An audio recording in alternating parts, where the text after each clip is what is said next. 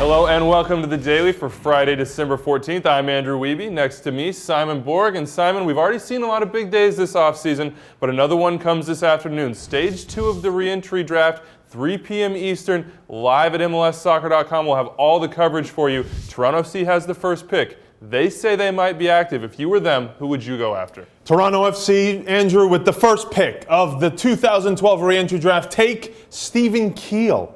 I think they go defender here. I think they need help there.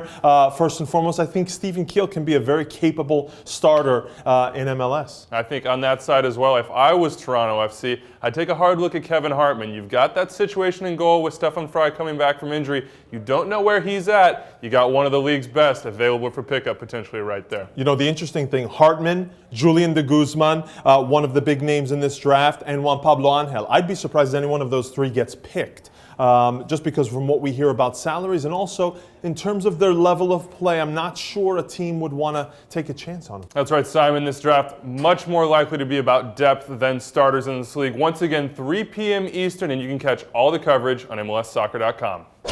Well, of course, the big news yesterday rolled in at 8 a.m. Eastern when the New York Red Bulls sent out that press release. Rafa Marquez, no longer a member of the club, moving out of MLS. Simon, he's going to be introduced today at his new club. I think there's some happy faces down south of the border. Yeah, mid-afternoon today, Andrew, Rafa Marquez unveiled by Club Leon. And today, I think that Red Bulls fans will be gloating a little less than they were yesterday when they said Christmas was coming early. Why? Because Rafa Marquez is going to have that flash, that big smile on his face.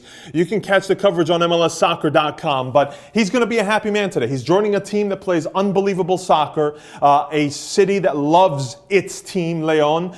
They're playing in Copa Libertadores. And he is going to get a grand welcome because they've been waiting for his arrival in Mexico now for a while because he was playing overseas for the longest time, Monaco, Barcelona, MLS. Now they get to see him again in the Mexican League. So this is a grand arrival and a great showcase for the Mexican national team for him to get back in there. Yeah, Rafa Marquez certainly landing on his feet there with Club Leon. You can check the site for all the information surrounding this move for Rafa. Vote in our poll. Who is the next villain in MLS? So far, a certain mop-top forward in San Jose is leading that vote.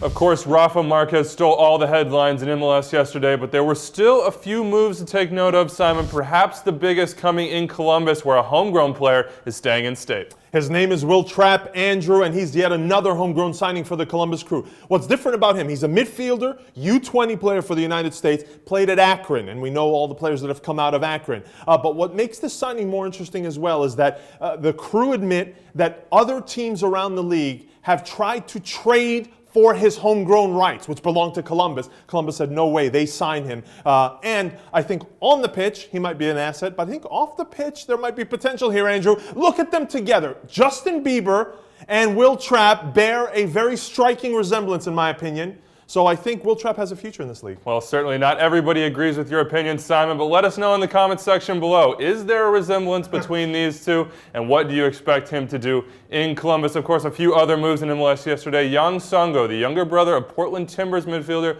Frank Songo, signed by Sporting Kansas City. Peter Vermees talks about that, the Berifao Haber trade, and Iko Para's trade from San Jose on the show with us. We also talked to Dan Kennedy. He's got to learn some Spanish, Simon. Yeah, the Chivas USA goalkeeper, one of the veterans on that team, talked about what it's like to be a player in the midst of all the upheaval at Chivas USA. And he was very frank about how he's feeling, how other guys on the team are feeling. So that's an interview not to miss. Yeah, check out both of those interviews on ETR. You can check that out through iTunes, Buzzsprout, or Stitcher Radio. That's all we have for today. Make sure you check out the coverage of the re-entry draft at 3, and we'll see you on Monday.